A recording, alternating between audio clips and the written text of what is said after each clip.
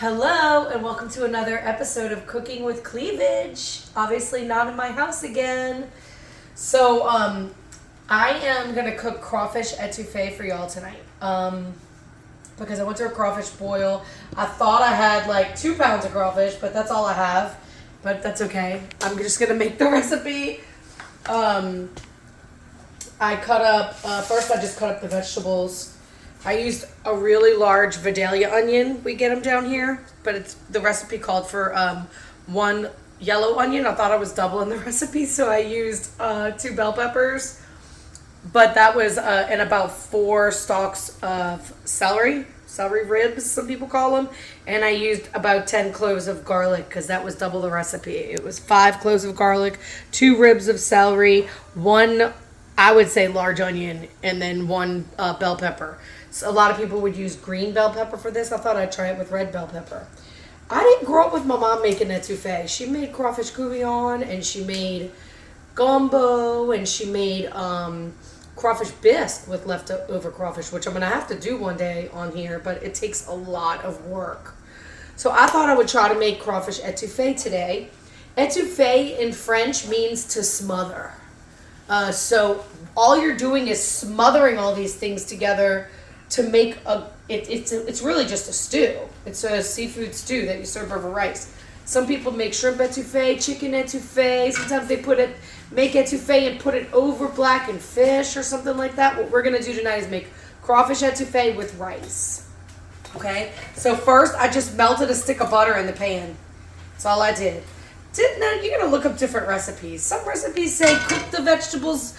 I think the recipe that I mostly followed, it said cook the vegetables in like 4 tablespoons of butter and then just put it on the side.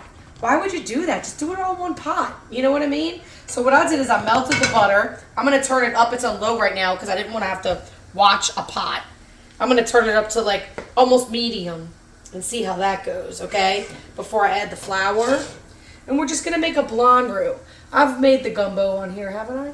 Yeah, so it's not going to be that deep chocolate or dark coffee, cafe au lait, whatever color. It's going to be more like a light caramel. Some people would say you use a blonde roux for this. Everybody uses something different.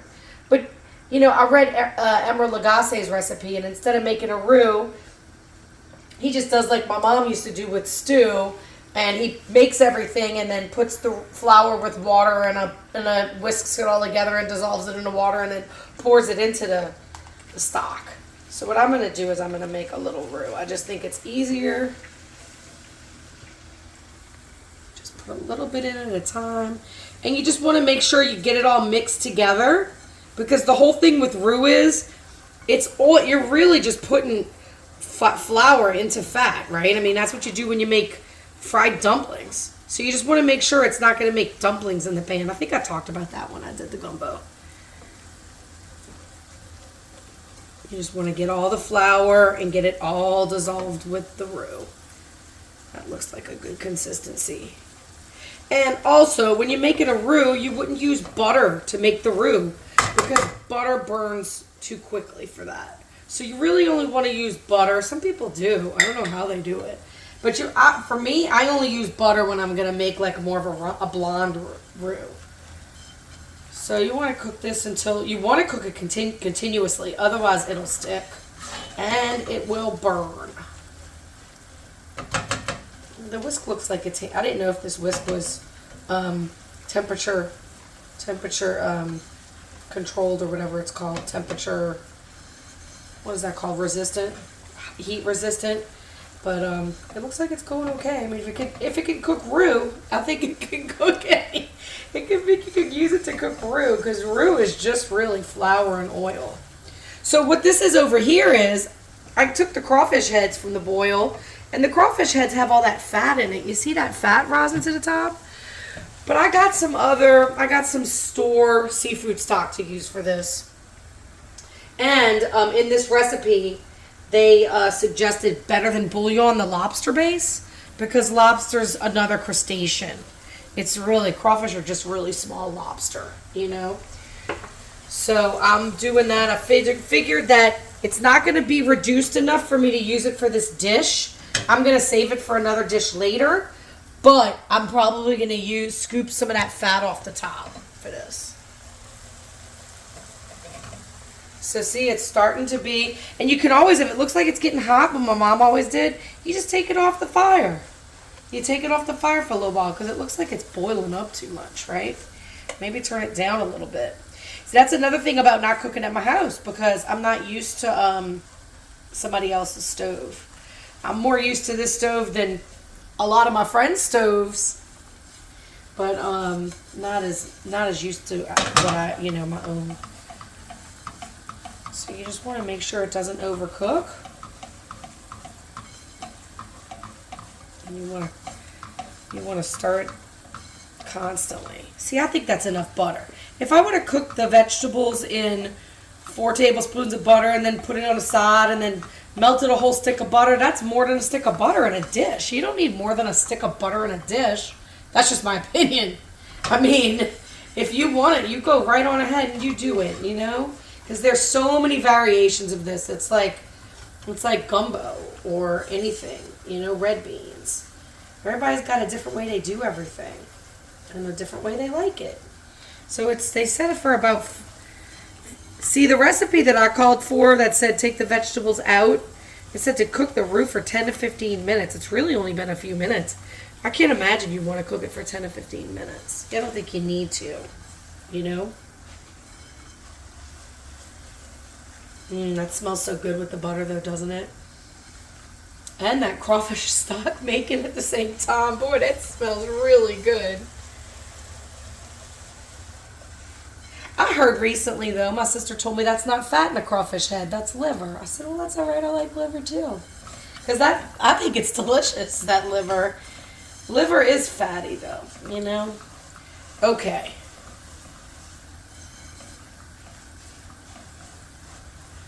I think I'm going to put the vegetables in right now. What do you think? Okay, so this is all the vegetable mixture. Now, normally, y'all have seen me. I usually will caramelize my onions when I cook. But now I'm just going to do the Holy Trinity. We call it in New Orleans or in Southeast Louisiana. I'm going to add half of it. Because what I learned from Chef Frank Brightson, when I had a cooking class from him, is you add the vegetables in layers. So you add a little bit of it and you cook it down, and that way it gives depth to the texture.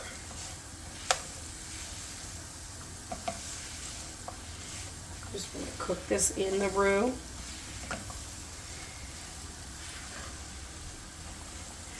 That's probably why they had it separate, because they probably wanted you to cook the vegetables higher. I'm going to turn it a little bit up with the vegetables. You see, you can't even see the roux anymore. I might have to put it in a bigger pot, I'm thinking.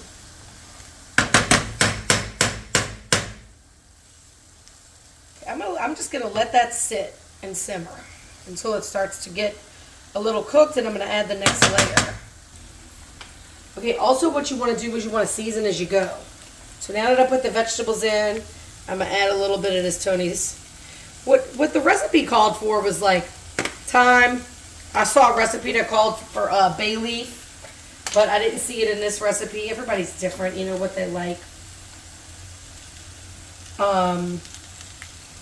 But it did say some salt. It said kosher salt if you have it.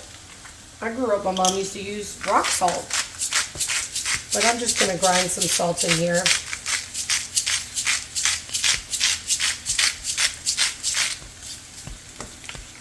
And then I am going to add some bay leaves.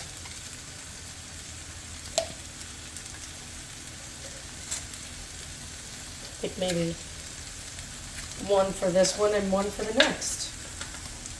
And I am going to do a little bit of parsley in here. What you want to do, and I think I've talked about this before too, is what you want to do is when it's dried like this, you just want to rub it between your fingers. When it's dried like that. If it's dried herbs, kind of wakes them up or something like that, I think they say. I'm going to leave that off. And then the thyme. The recipe called for 2 teaspoons. Thyme's one of those things you need a little bit of it to make, I think, a difference. But you don't want to use too much because it can overpower a dish. I think I've talked about that before too. And then I'm just going to stir all that up.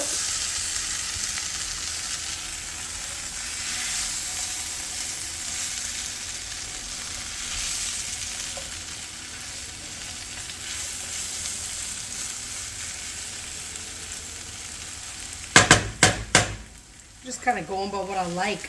Some of the recipes you'll find for crawfish etouffee call for tomatoes. And I was like, I don't think I want to put tomato in my etouffee.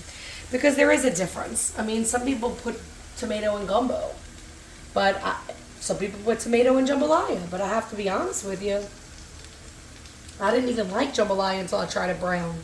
You know, that Cajun style jambalaya. Without the tomato in it, it's so much better. In my opinion. But it's totally an opinion thing. Some people want tomato in there, but I didn't want tomato in mine.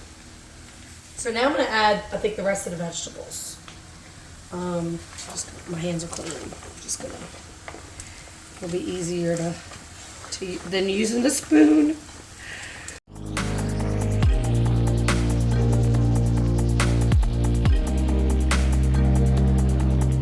It smells so good. And then you look at that stock. That stock is reducing. So that's what you do. You keep it, you get it to a boil, and then once it comes to a boil, you just take the lid off and you let it reduce.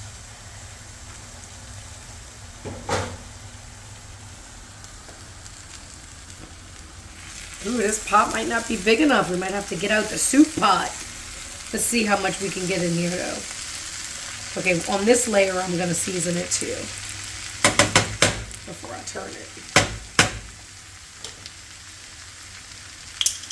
I'm going to use some salt. The thing is, you don't want to over season at any point because you can add seasoning at the end. That's why I'm really bad at it too. I don't like to taste as I go. And I know a lot of chefs do and some chefs don't. And but I'm always like, oh, I don't want to ruin my taste for it by trying it too soon, like I need to try it all the way. I'm going to do some parsley. Again, I'm going to do some thyme. It just asked for 2 teaspoons, so I think the last time was like a teaspoon and this is a teaspoon. I'm just feeling it. And then another little bay leaf. I'm going to wait to put that better than bouillon in before I add the stock though. So, just fold it all in to itself. And you see how that first layer started to get glassy, and now I'm adding all this. So that's what I mean about adding another layer, like Frank Brightson says. He's the one who taught me that. Don't add your vegetables all at once. Ooh, look, it's starting to burn on the bottom. You want to make sure you get that bottom stuff up. And maybe turn it down a little. Okay. Yeah, you got to cook those vegetables at least 5 minutes. So let me just cover them. Let's try to cover that. And smother it like it's supposed to be smothered. Don't you think that's good? Mm-hmm. Okay. Ooh. Okay. Okay. Are you on? Okay, so I think this is good. And then I'm going to take a couple of teaspoons of this lobster, better than bouillon lobster base.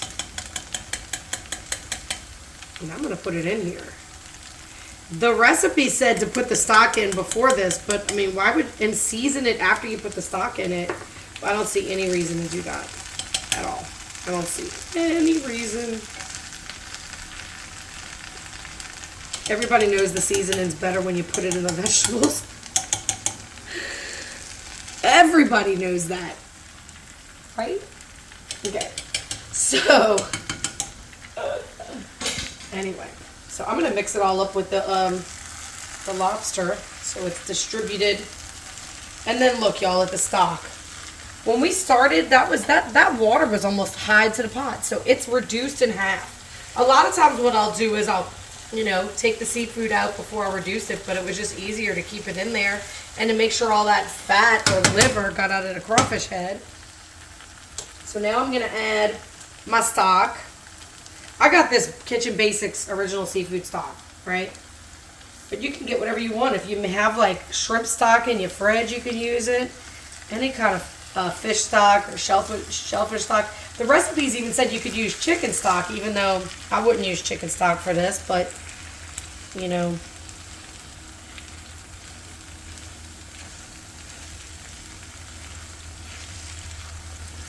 It says in the recipe too to use 4 cups of stock, and this is 32 ounces, so I figure that's 4 cups. There's 8 ounces a cup. Oh, vegetable fell over. And then you just want to add it little by little to incorporate it into the whole dish.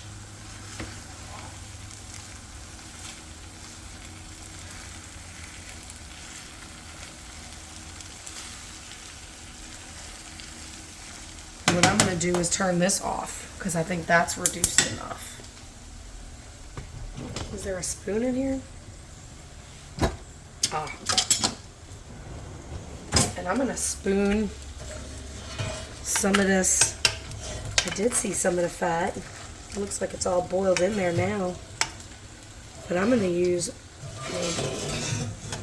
maybe 1 or 2 tablespoons of these cooking spoons. I don't know if it's a tablespoon. Probably a little more than a teaspoon. And then I'm going to see how much more of this stock we need in here.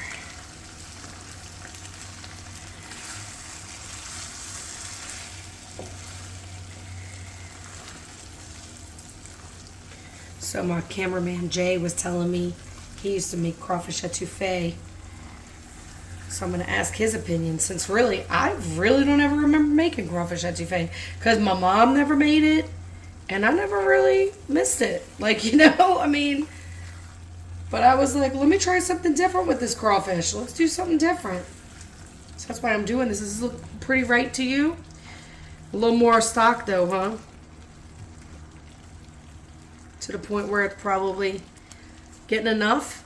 See, it called for 4, but feel that. That's not even half. What do you think? Let it cook down a little and add some more? Huh? Yeah. See, that's the thing about cooking, y'all. It's like you can do what you want. You know? I mean, I'm not trying to get any awards with this cooking. I tell you what, people would come over and eat it. You know?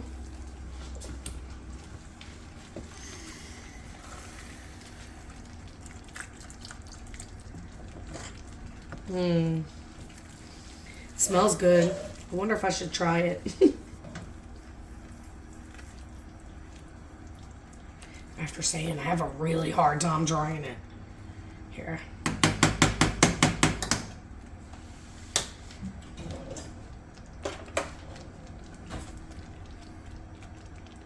I know that's going to be super hot.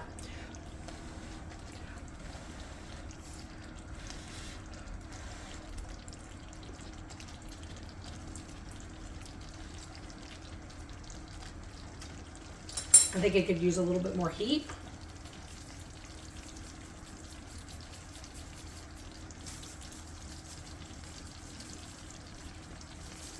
I didn't want to add too much heat because I knew I was adding the stock from the crawfish, which had been boiled in seasoning.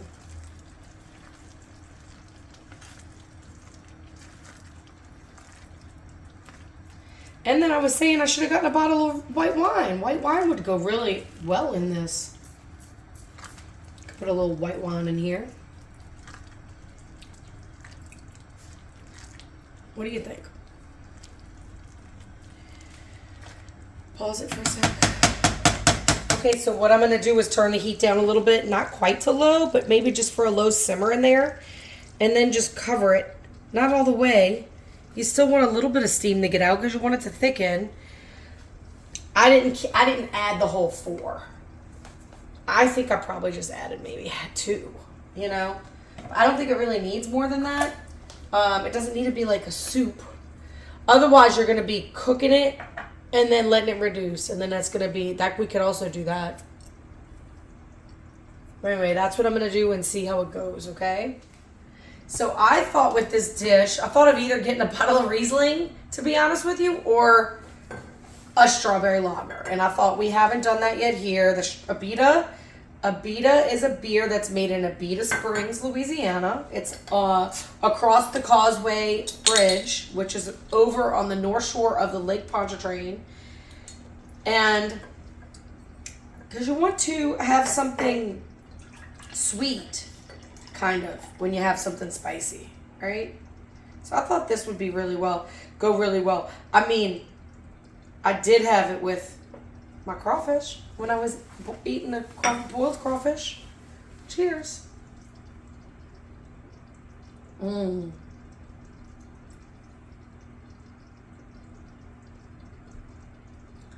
That's delicious. It's gonna go really well with the crawfish étouffée. I can't wait. Okay, so it's been about 12 minutes, right? Because you said it was like 8:23, and we're like, let's give it 5 minutes. And then in 5 minutes, we thought I could cook a little bit more. Still, you think it's getting close, or you think we should go a little more? I think a little more. I'm gonna keep it on. Okay. So the next thing you do is, since we both agree that's perfect, what I'm gonna do is, a lot of people take the green onions. They like, oh, green onions are just for garnish. My mom always cooked with them, and they'll throw these white parts away. So what I'm going to do is I'm going to put these white parts into it when I add the crawfish. And then I'll use the green parts for garnish. We did have one. We lost one, I think. And you just mix all that in there. And then you add the crawfish. I think at one point we might even add more crawfish to this. But we'll see how it goes. There might be enough crawfish in here. I know there's enough crawfish in here for dinner tonight. And then you just add them back long enough to make the crawfish, you know, hot. You can add, some people do multiple things. You know, they do crawfish and shrimp étouffée. They do crawfish and shrimp étouffée over blackened fish. I'm just going to take that bay leaf out while we're doing it. You know, a lot of people make fun of people for not taking stuff out. My mom always kept everything in. It doesn't really matter. You don't have to take it out. You can take it out while you're eating. But then some people are like, oh, for presentation, you should definitely take all the bones out and take all the stuff out that you wouldn't put in your mouth. It's like, okay, whatever. I guess that's the difference between city cooking and country cooking. All right, so I think that's good. I'm going to turn it off. Because you don't want to overcook anything like the crawfish. Because you could keep smothering that, the whole dish. But if you don't want to add any of the protein back to it and cook the protein too much, because then that would just cook the protein too much. So I'm going to plate it up and we'll be back. Okay, so finished product. I put a little scoop of rice, like some people like to do for presentation. And then I put some of the green part of the green onions on for garnish. And the other thing this specific recipe said to add was hot sauce. If you want to add hot sauce, that's fine. I don't think I need hot sauce. I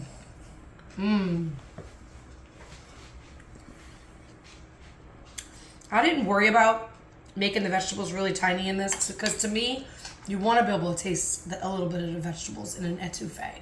That's different than the way it cooks really down really well in a gumbo. Or courgette, or I don't even know what else I'm thinking, but this is really delicious. I think I surprised myself.